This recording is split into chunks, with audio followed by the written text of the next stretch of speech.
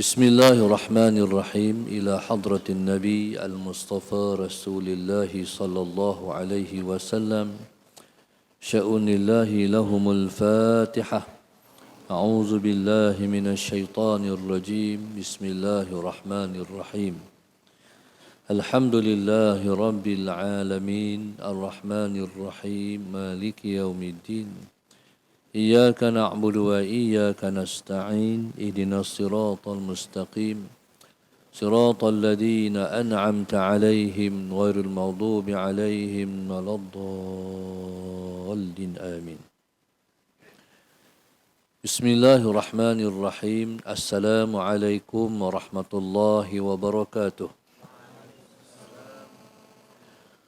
الحمد لله الحمد لله رب العالمين والصلاة والسلام على أبي القاسم الأمين وعلى آله وصحبه أجمعين قال رب اشرح لي صدري ويسر لي أمري واحلل عقدة من لساني يفقه قولي سبحانك لا علم لنا إلا ما علمتنا إنك أنت العليم الحكيم ولا حول ولا قوة إلا بالله العلي العظيم اللهم صل وسلم وبارك على سيدنا محمد الفاتح لما أغلق والخاتم لما سبق ناصر الحق بالحق والهادي إلى صراطك المستقيم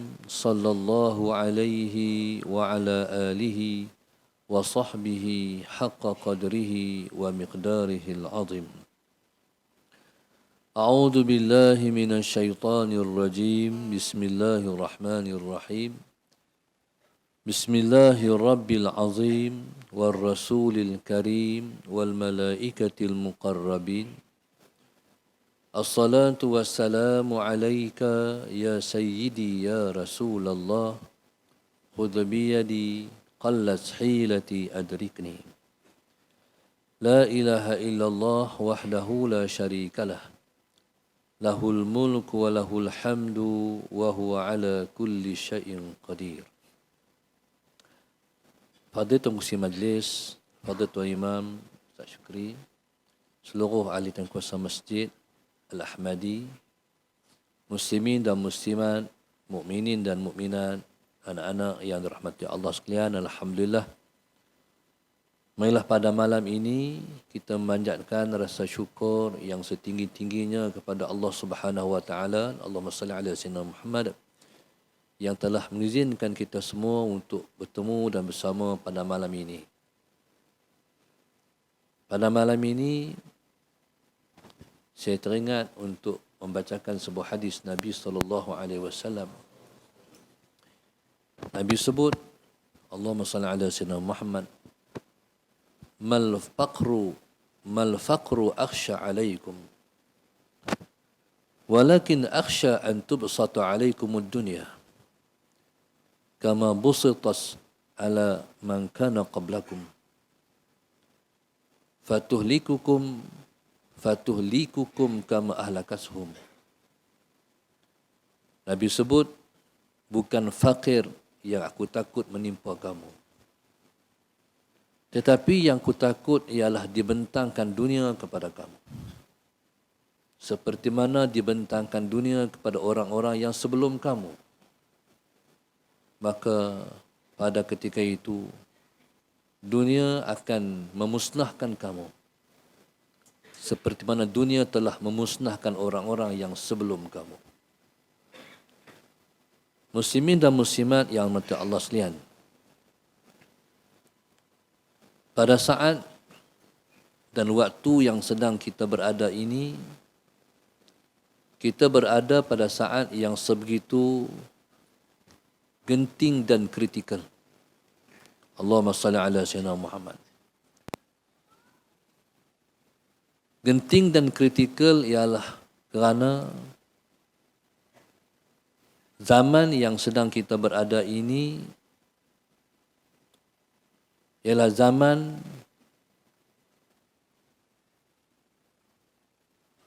yang dunia telah datang melimpah-limpah dan mencabar keimanan kita dan akidah kita. Allahumma salli ala sayyidina Muhammad. Terutamanya cabaran kepada kita semua bagaimana untuk menyelamatkan generasi muda. Allahumma salli ala sayyidina Muhammad. Bagaimana untuk menempatkan mereka di tempat yang selamat. Allahumma salli ala sayyidina Muhammad. Kadang-kadang ayah-ayah dan ibu-ibu di zaman ini tercari-cari.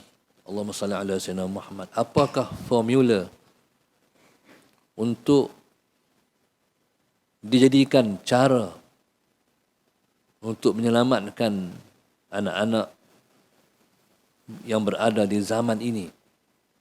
Allahumma salli ala sayyidina Muhammad. Ini situasi yang sedang mendepani kita. Sebagai contoh biasa, banyak ibu-ibu dan ayah-ayah bila mana cuti sekolah, anak-anak mereka dah mula risau. Allahumma salli ala sayyidina Muhammad. Macam mana anak mereka bila saat balik duduk rumah nanti? Allahumma salli ala sayyidina Muhammad. Ibu ayah kadang-kadang dia rasa selamat anak-anak duduk di asrama. Tetapi bila mana anak-anak balik rumah, dia mula fikir dan fikirannya mula kacau. Lagi panjang cuti, lagilah masalah. Allahumma salli ala sayyidina Muhammad. Hatta anak-anak yang jadi penghafal Al-Quran sekalipun. Tak kira anak-anak yang hafal Quran tu laki-laki ke perempuan ke. Tapi kalau balik rumah, mak ayah mesti dah rasa pening. Bagaimana nak buat? Mereka menepani. Cukup nak kawal mereka dalam menggunakan handphone saja. Dah kacau dah. Allah Sayyidina Muhammad. Itulah isu. Begitu juga bagaimana kita nak melalui ataupun melalukan anak-anak kita, Allahumma salli ala sayyidina Muhammad, di jalan yang terbaik ketika anak-anak kita mula masuk ke alam remaja. Allahumma salli ala sayyidina Muhammad. Dulu saya waktu mana internet mula masuk negara kita. Saya waktu belajar di Mesir dulu pada tahun 1988. Saya balik pada tahun 1996. Waktu tu Allahumma salli ala sayyidina Muhammad. Sampai di Mesir, tulis surat. Tulis surat kat mak, kat ayah, kata sampai, lepas tu cerita sikit pengalaman. Naik kapal terbang Dialog Star,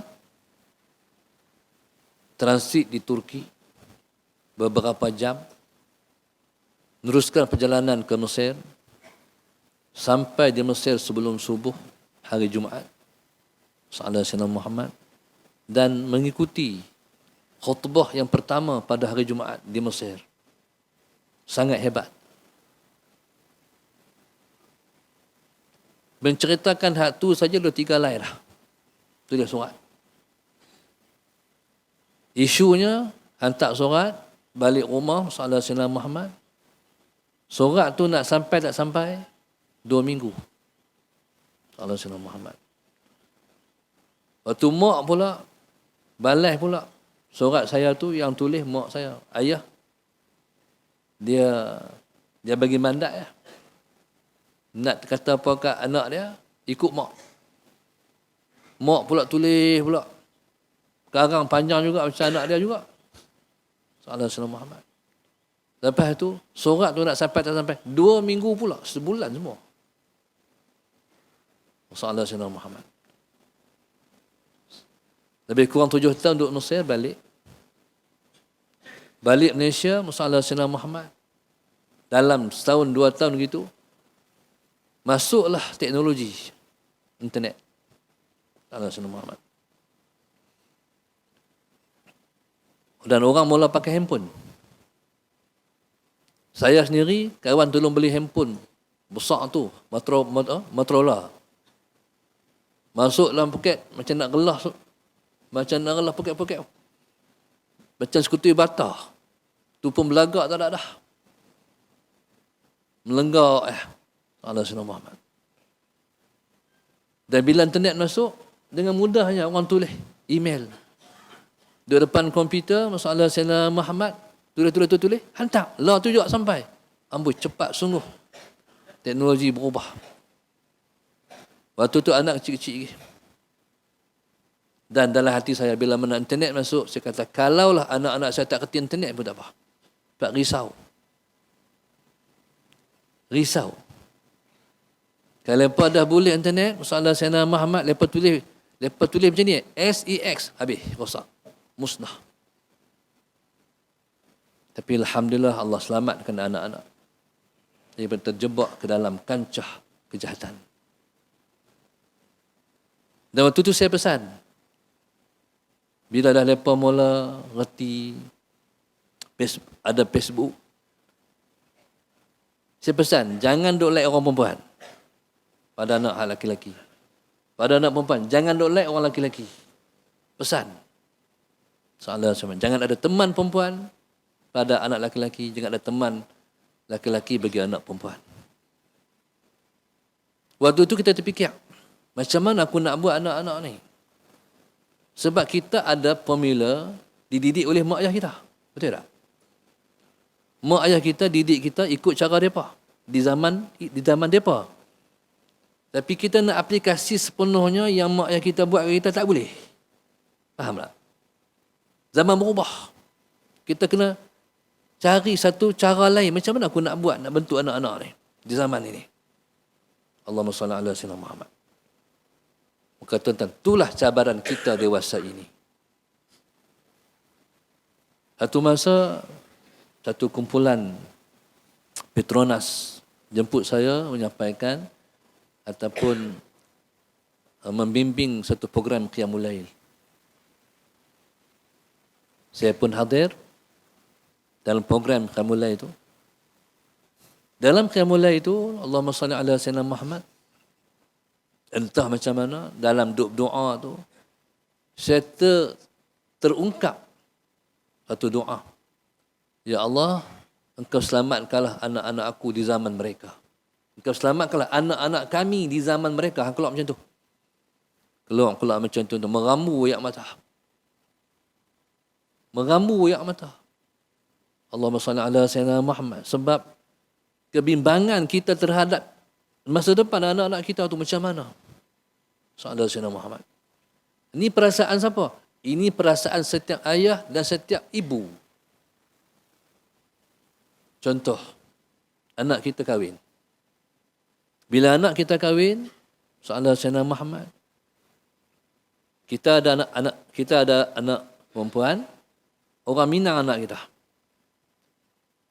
Itu satu lagi permasalahan.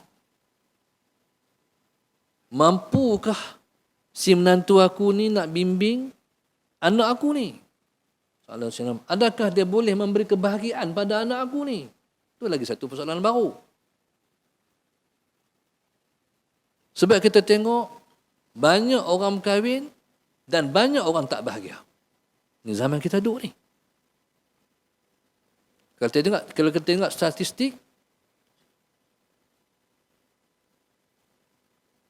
kadar perceraian lebih banyak dan tinggi daripada kadar perkahwinan. Ni kita duduk situasi ni. Pasal apa? Sebab tersangat susah nak cari orang-orang yang soleh di zaman lah. Maka sebab itu Imam Ahmad radhiyallahu taala anhu, sesaat orang tanya, Maulana Syekh, kami nak tanya, anak perempuan Maulana Syekh nak bagi kahwin dengan siapa? Jawapannya satu ya, orang soleh. Orang soleh. Pasal apa orang soleh? In ahabbaha akramaha wa in baghadaha lam yuzlimha, kata dia. Kalau kahwin dengan orang soleh, kalau dia kasih pada anak aku, dia akan memuliakan anak aku. Tapi kalau dia membenci anak aku, dia tidak zalimkan anak aku. Tuan-tuan, masalah Sayyidina Muhammad. Maka sebab itu, kita jumpa banyak jawapan. Orang perempuan yang kahwin, kemudian bercerai, lepas tu nak kahwin kali yang kedua tu, dia macam tak percaya pada semua laki-laki. Kan dia jumpa macam tu. Dia perit, dia kata, itulah sebab nak habaq kata zaman ni susah cari orang yang baik-baik. Sebab tu kalau tuan-tuan terjumpa dah orang baik yang nak kahwin dengan anak kita, bagilah. Terus duduk tengok dah. Dia kerja apa. Walaupun dia hanya tok lebay pondok saja. Tak apa. Kadang-kadang orang ni dia sombong. Anak dia doktor, contohnya. Yang berkenan ke anak dia tok lebay pondok. Dia boleh bagi jawapan, tak kufu. Tuan-tuan, dia boleh bagi jawapan, anak dia dengan tok lebay pondok tu tak sekufu. Sedangkan tuan-tuan, orang berilmu kufu dengan siapa saja. Hatta dengan syarifah sekalipun. Ini jawapan dalam agama. Kalau ada ilmu, hamailah keturunan yang baik tak mana pun. Tetap sekufu dengan orang yang berilmu. Tuan-tuan, subhanallah, masalah saya. Sebab itu, kalau mai orang yang ada agama, kalau mai kepada kita orang yang berakhlak, kahwinkanlah dia dengan anak kita. Jangan duk tanya dia kerja apa. Sebab kerja tu tak menyelamatkan pun. Yang akan menyelamatkan anak kita ialah agama yang akan orang yang akan hidup dengan anak kita. Maka sebab itu Nabi kita sebut dalam sebuah hadis, Allahumma salli ala sayyidina Muhammad.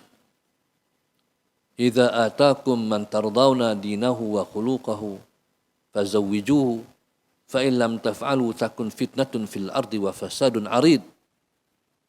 Kata Rasulullah sallallahu alaihi wasallam, bila datang kepada kamu orang yang kamu redha tengok agamanya, tengok akhlaknya, kamu puas hati. Maksud minang anak kita, kamu redha tengok agama dia, tengok akhlaknya.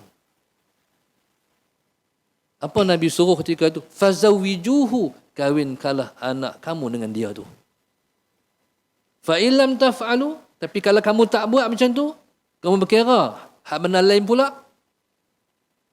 Kamu rendahkan satu agama dan akhlak, takun fitnatun fil ardi wa fasadun arid. Akan berlaku pada kamu fitnah di atas muka bumi dan kerosakan yang merebar. Itulah masalahnya. Bila main dengan anak kita, kita tanya, kerja apa? Ada sekali tu, tanya kerja apa? Orang main hantang. Orang merisik, orang tengah. Kata anak seorang tu berkenan dekat anak dia ni, anak dia perempuan. Soalan dia tanya, kerja apa? Memang macam tu orang tanya kan. Kalau masuk Minang ya, soalan pertama, kerja apa? Tak ramai orang tanya dia sembahyang ataupun tak. Betul tak? Banyak orang tanya, dan semua orang tanya, kerja apa? Kawan ni orang kampung, dia kata, kerja apa? Dengar kata, dia driver. Sebut driver, tak mangat langsung. Lepas tu bagi jawapan lah. Anak kami ni masak pun tak pandai lagi. Tolaklah tu makna dia. Akhir lepas tu terjumpa pula dengan kawan orang tengah ni di market. Hari tu lupa nak tanya, driver apa? Driver lah. Dengar dia driver kapal terbang. Tungi bujung orang kawan tu. Itulah tanya sebab tanya kerja. Mana dia reti? Dia driver semua. Tuan-tuan, masalah Sayyidina Muhammad. Begitu. Ini penyakit umat ini. Nabi kata, bukan aku takut fakir menimpa kamu, tapi aku takut dunia dibentangkan kepada kamu. Totak dunia tu. kerja apa. Tok lebai pondok tak layak. Tu dunia. Tu aku takut kata Rasulullah sallallahu alaihi Muhammad. Jadi bila mana bukan ukuran agama jadi keutamaan, maka rosaklah masyarakat. Nabi kata kalau kamu tak buat macam tu, takun fitnatun fil ardi, akan berlaku fitnah di atas muka bumi. Wa fasadun arid, dan berlakulah kerosakan yang melebar di atas muka bumi. Agama penting. Allahumma salli ala sayyidina Muhammad. Agama penting. Hari ini kita duduk di zaman umat Muhammad buta agama. Tak erti agama. Allahumma salli ala sayyidina Muhammad. Sedangkan Nabi sebut dalam sebuah hadis, tunkahul mar'atu li arba'. Orang perempuan itu dikahwini dengan sebab 3. Lima liha, wali jamaliha, wali hasabiha, wali diniha, fasfar bidhatid din, kata Rasulullah. Orang perempuan dikahwini dengan sebab 4. Lima liha, kerana harta dia. Wali jamaliha, kerana kecantikannya. Wali hasabiha, kerana keturunannya. Dan kerana agamanya. Ada orang kahwin sebab dia berharta. Saya jumpa dengan satu orang yang bersama dengan satu orang. Hak laki-laki ni nampak muda. Hak perempuan nampak tua. Dan nampak tu macam merapat. Tapi saya nak kata laki bini, saya tak gamak. Cara intim tu macam-macam suami isteri, tapi nak kata tu tak lepas. Sebab muda sangat. Rupa-rupa tuan-tuan, tu laki dia, hak ni bini dia. Perempuan tu tua, laki-laki tu muda. Sallallahu alaihi Muhammad. Allahu Akbar. Sallallahu alaihi Wasallam. Lepas tu baru ketahuan. Kata, perempuan ni harta dia banyak. Sallallahu alaihi Muhammad. Bendang bergelung-gelung. Kalau di Kedah ni, bendang bergelung-gelung kaya. Orang kampung kita, motor pun tak ada. Sallallahu alaihi Muhammad. Naik basikal je. Tapi bendang bergelung-gelung kaya. Sallallahu alaihi Muhammad. Jadi orang mengahwini seseorang itu kerana harta. Yang pertama. Yang kedua, kerana cantik. Sallallahu alaihi Muhammad. Yang ketiga, kerana keturunan. Banyak orang kahwin kerana cantik. Pilihan dia adalah kecantikan. Dan ada orang kahwin kerana keturunan. Kalau kahwin dengan Allahumma salli ala sayyidina Muhammad, anak businessman, diharapkan isteri dia pun dapat membantu dia sebagai seorang ahli perniagaan. Allahumma salli ala sayyidina Muhammad. Tok Wan saya, Tok Wan mentua. Mak mentua saya pakar matematik. Mak mentua saya. Tok Wan mentua saya, orang duit banyak. Duit banyak ni merujuk kalau orang Kedah tu benang banyak.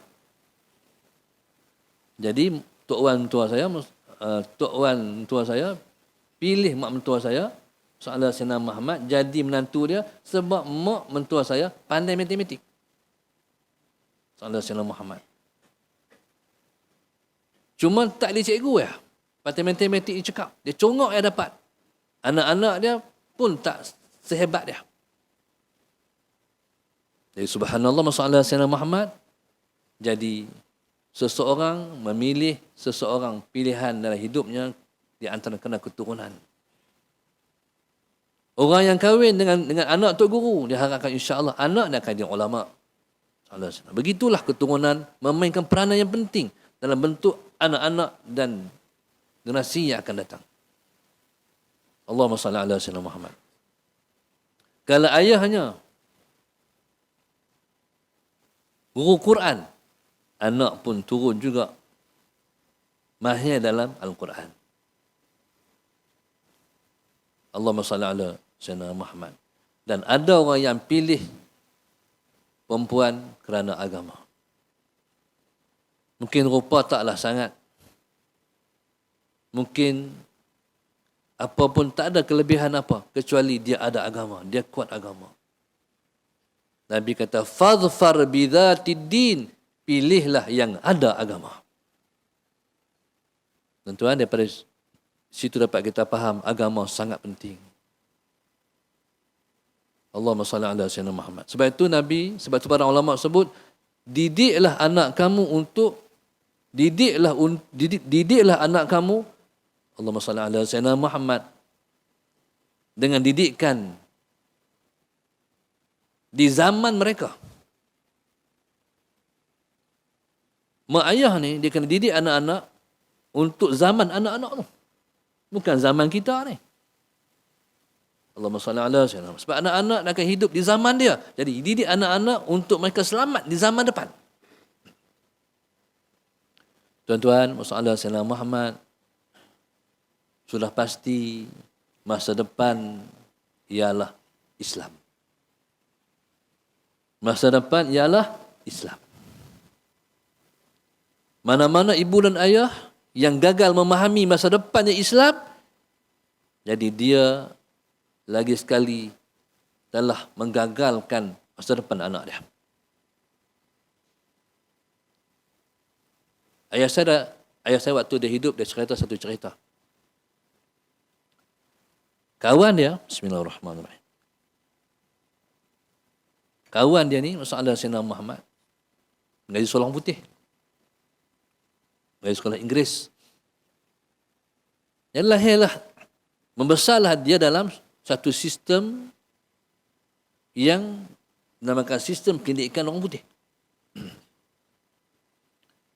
Bila anak ni mendewasa dan dah pun ada profession, ada kerja, ketika tu anak dia, masalah Sayyidina Muhammad, bercakap dengan ayah saya.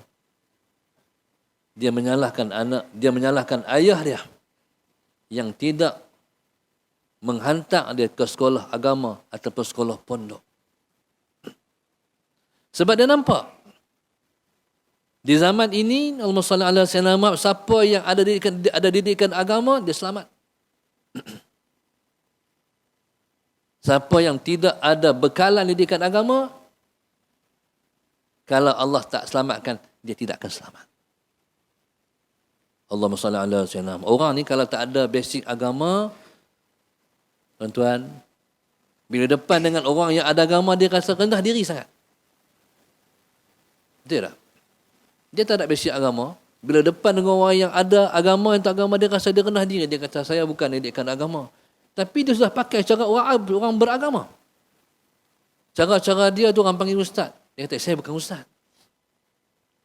Contoh kata, ni zaman agama.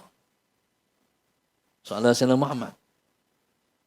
Siapa yang ada didikan agama, soalan Sayyidina Muhammad, dia utama.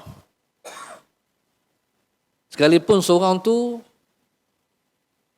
segi jawatan, kedudukan mungkin tinggi, tapi agama dia tak tahu. Dia akan rasa dia kecil dan rendah diri. Maka saya syukur dan terima kasih kepada orang tua saya.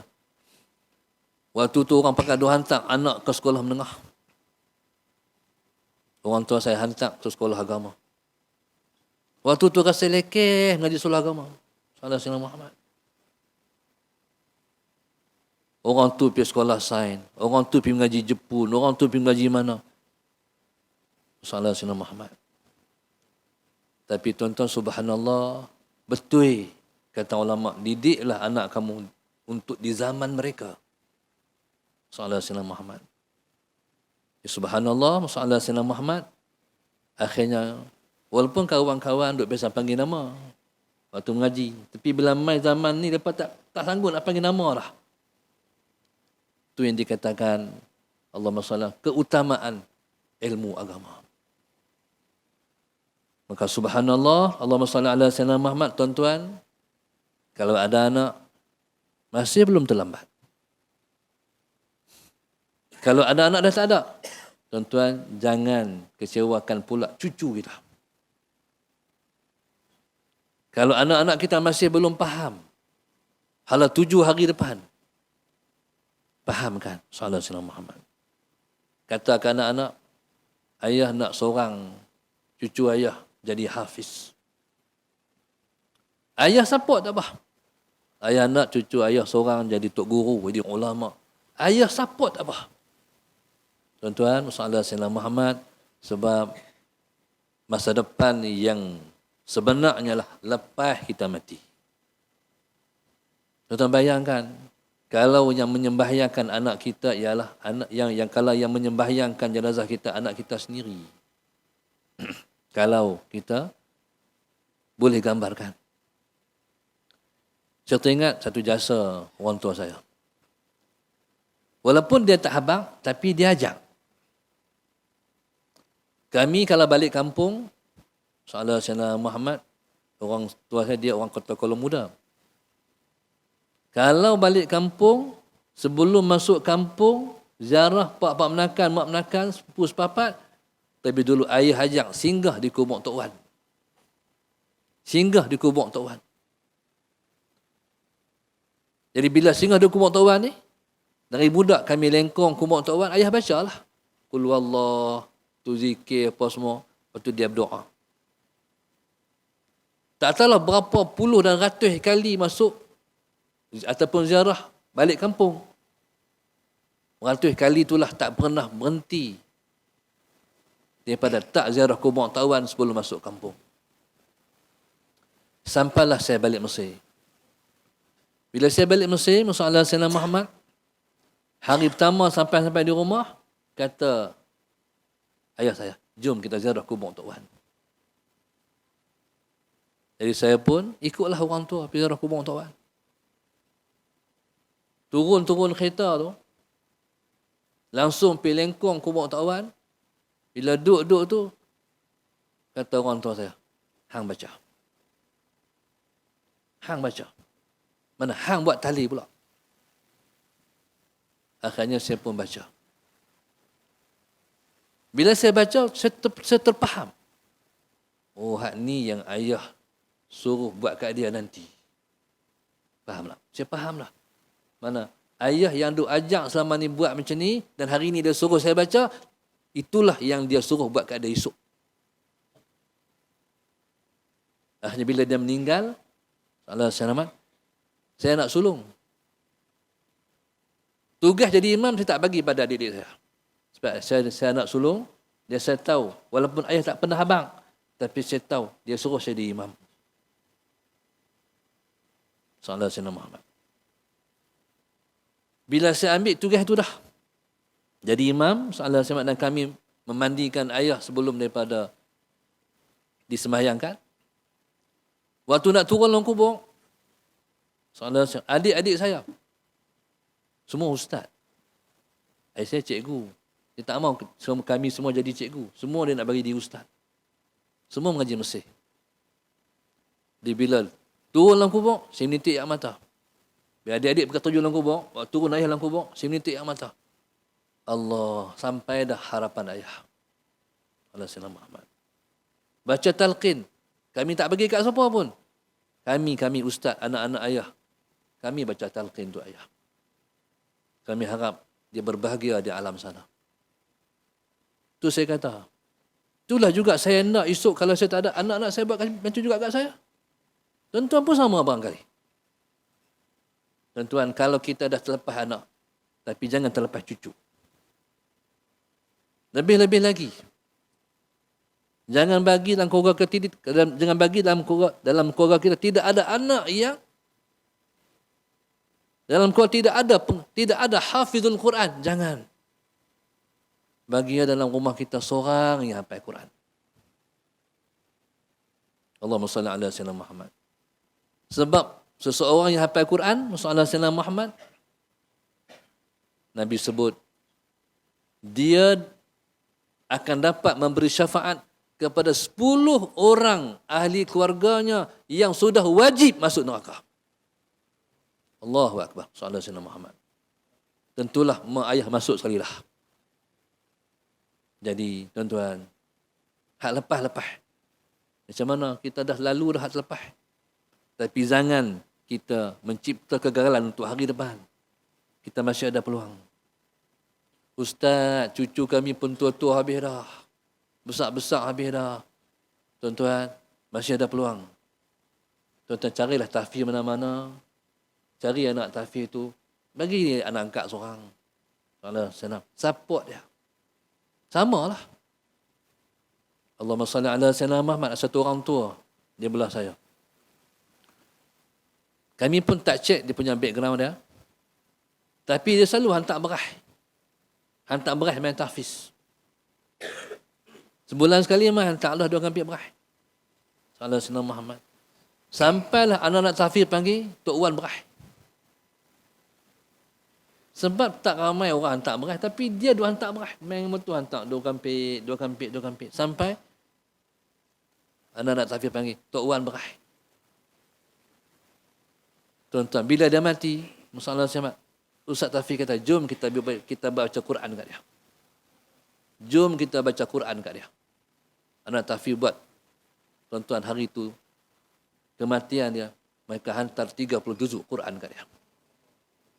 Dan sudah pasti, Allahumma salli ala Muhammad, orang ini berbahagia ketika mana dia mendapat limpahan hadiah dan kurniaan daripada anak-anak tahfiz. Saya pernah jumpa tu cerita dalam satu kitab. Satu masa, satu orang dia berjalan. Jalan. Tiba-tiba sampai di kubur mengantuk. Tak mampulah nak melangkah, akhirnya rebah tidur. Dalam tidur tu dia mimpi, dia tengok orang-orang dalam kubur. Keluar daripada kubur, mengutip sesuatu di atas kubur. Kutip. Dalam ramai-ramai dia tengok satu orang tua. Hak tu yang tak mengutip. Duduk relax tengok orang kutip. Dia tak kutip apa-apa. Akhir orang ni pergi tanya Pak Long tu, Pak Long tak mengutip ke Pak Long? Lepas dia kutip apa? Lepas dia kutip lah orang tu hantar-hantar kat lepas. Pala qul wallah, pala Fatihah, doa-doa, salat Sayyidina Muhammad. Tu Pak Long. Pak Long tak apa dah, Pak Long kaya dah. Kaya. Pak Long ada anak hafal Quran. Duk atas muka dunia. Salat Sayyidina Muhammad. Dia jual makan-makan. Orang nak beli, dia jual lah. Tak ada orang beli, dia baca Quran. Sehari dia khatam Al-Quran. Sehari dia akan khatam 30 juzuk Quran. Tak ada orang beli, dia baca Quran. Dia mengulang Quran. Salat Sayyidina Muhammad. Dan dia hadiahkan kat Pak Long. Salat Sayyidina Muhammad. Pahala 30 juzuk Quran sehari. Esok hantar lagi. Tu dia kata, Pak Long kaya dah. Akhirnya subhanallah, salat Sayyidina Muhammad. Orang ni, esok siang, dia pergi tengok atas market. Ada tak budak yang jual makanan hafiz Quran? Pergi tengok, sungguh ada satu budak muda, salat Sayyidina Muhammad. Dia jual makanan, orang mai beli, dia jual, tak ada orang beli, dia baca Quran. Sehari habis 30 juz Quran. Kata dia, beruntunglah Pak Long tu. Untung sungguh, kata dia. Akhirnya subhanallah, tak apa lah. Lama lepas tu dia mimpi pula. Orang keluar daripada kubur, salat Sayyidina Muhammad mengutip benda atas kubur, dia cari Pak Long tu. Tengok Pak Long tu mengutip lah. Hari tu tak kutip. Hari ni kutip. Loh. Pak Long, kenapa Pak Long mengutip hari ni? Hari tu tak kutip. Anak Pak Long mati dah. Anak dia mati dah. Akhirnya subhanallah. Esok siang dia pergi market. Tengok tempat tu kosong. Mana pergi budak ni? Mati dah. Tuan-tuan, soalan itulah nilai anak-anak yang soleh. Sebab itu tuan-tuan, baru ni saya jumpa satu orang khidmat kat saya di Kuala Lumpur. Dia khidmat, saya kuliah sana, kuliah sini, dia khidmat bawa saya. Dalam kenal-kenal itu, saya kata, anak berapa orang? Tak ada Ustaz. Tak ada anak. Lepas tak ada anak. Bini tak boleh beranak. Jadi macam mana? Dia abang bini dia macam mana atau ada masalah nak beranak, tak boleh beranak. Lepas tu, masalah Sayyidina Muhammad, orang rumah saya kata, tu tak kahwin lain. Tu duk fikir tu. Fikir apa? Dia kata, nak kahwin lain kesian. Kesian ni, kat isteri ni. Ya, kata orang rumah saya, kesian. Tapi kena kesian kat kita lagi. Segi zahir kesian apa? Segi sebenar kesian apa? Kesian tak ada anak. Siapa nak tolong dalam kubur esok, anak tak ada. Dia baru terfikir. Faham tak? Segi tuntutan kemahuan berkahwin, hak tu memang lumrah, hak tu tak payah abang. No? Tapi siapa nak doa kat kita waktu dalam kubur, anak tak ada tu. Soalan Sayyidina Muhammad. Waktu kita hidup, dengan saat kita mati tak sama. Waktu kita hidup, masalah Sayyidina Muhammad, dan waktu kita mati tak sama. Waktu kita mati, kita perlu anak-anak kita. Waktu kita hidup, anak-anak perlu kita. Faham tak? Waktu kita mati, kita perlu anak-anak kita. Allahumma salli ala Sayyidina. Nak berdoa kat kita. Ni, tuan-tuan kita ngaji ni. Ada pahala tak? InsyaAllah ada. Tuan-tuan kata macam ni, ya Allah, lagi lepas pengajian lagi, lepas kuliah, lepas ceramah lagi. Ya Allah, kalau dah ada pahala malam ni, ya Allah, kami mengingat kuliah ni. Engkau hadiahkanlah pahala ni pada mak ayah kami dalam kubur ni. Niat macam tu. Setiap tuan-tuan main kuliah, tuan-tuan buat kebajikan apa, lafaz macam tu. Ya Allah, kalau dah ada pahala kami buat ni, ya Allah, sampaikanlah kepada mak dan ayah kami. Sampai tuan-tuan. Sebab jamin daripada hadis. Aw waladun salihin yad'u lahu. Ataupun anak yang soleh yang selalu mendoakan kepada dia. Bila seorang tu mati, amal dia putus. Kecuali 3 perkara. Sedekah jariah, anak yang soleh yang selalu mendoakan dia. Yang ketiga ialah ilmu yang orang mengambil manfaat daripada ilmu kita. Ya subhanallah, masalah Sayyidina Muhammad. Maka tuan-tuan, itulah yang kita harapkan pada saat dewasa ini. Iaitu lahirkanlah anak-anak yang soleh, anak-anak yang solehah melalui pendidikan agama yang kita asaskan buat mereka daripada mereka budak sampai mereka mendewasa. Kalau dah terlepas dah zaman mendidik, mereka dah mendewasa, dah besar dah, tuan-tuan, masih ada peluang. Daripada duduk Kuala Lumpur tu yang kena tanya. Duduk telefon anak-anak di Kuala Lumpur kena tanya, hampa duduk ada kuliah tak? Hampa duduk pergi kuliah tak? Kalau hampa kata tak pergi, mak. Pasal apa hampa tak pergi? Tak ada, mak. Pergi. Carilah seminggu sekali hadir kuliah. Pasal apa nak bagi dia faham ni? Kita cakap malam ni. Soalan Sayyidina Muhammad. Tak sama dengan mereka habang. Tak sama macam kita habang dengan Tok Guru habang. Tak sama. Tuan-tuan, subhanallah. Maka itulah cabaran kita dewasa ini. Ialah untuk membahagiakan diri kita dan keturunan kita, anak cucu kita di dunia dan juga di akhirat nanti. Yang baik daripada Allah, kurang saya sendiri. Jazakumullah khairan katsira. Masalah Sayyidina Muhammad. Saya syukur dapat sampai. Sebenarnya tadi ni, naik kereta sampailah. Cangkat ibu ini, tidur. Tapi bagus juga lah. Kalau celik tu lambat sampai. 2 jam lebih. Tapi bila tidur tu, sampai dah. Alhamdulillah. Sebab hari ni sibuk sangat. Tapi mujur lah. Mereka tolong khidmat bawa kereta. Jadi Alhamdulillah sampai. Saya takut juga ceramah ni saya pun mengantuk. Tapi bila dah tidur, Alhamdulillah. Tuan-tuan tak nampak kot saya mengantuk. No? InsyaAllah. No? Dan saya ingat tuan-tuan faham. Dan sama-sama kita amalkan. Dan dijemput pada semua anak jemaah yang ada. Kalau tuan-tuan terlajak pergi ke Lodestar tu, lajakkanlah tuan-tuan ke pondok saya. Di Pondok Darsa di Kuala Nerang, insyaAllah. Fajazakumullah khairan katsira. Assalamualaikum warahmatullahi wabarakatuh. Al-Fatihah. A'udzubillahi minasyaitonirrajim. Bismillahirrahmanirrahim. Alhamdulillah rabbil alamin. Ar-Rahmanir Rahim Maliki Yawmiddin. Iyyaka na'budu wa iyyaka nasta'in. Ihdinas siratal mustaqim. Siratal ladzina an'amta 'alaihim ghairil maghdubi 'alaihim waladdallin. اللهم نبر قلوبنا بهدايتك اللهم نبر قلوبنا بهدايتك اللهم نبر قلوبنا كما نورت الأرض بنور شمسك أبدا أبدا برحمتك يا أرحم الراحمين ربنا ظلمنا أنفسنا وإن لم تغفر لنا وترحمنا لنكونن من الخاسرين ربنا آتنا في الدنيا حسنة وفي الآخرة حسنة وقنا عذاب النار صلى الله عليه وسلم الحمد لله رب العالمين.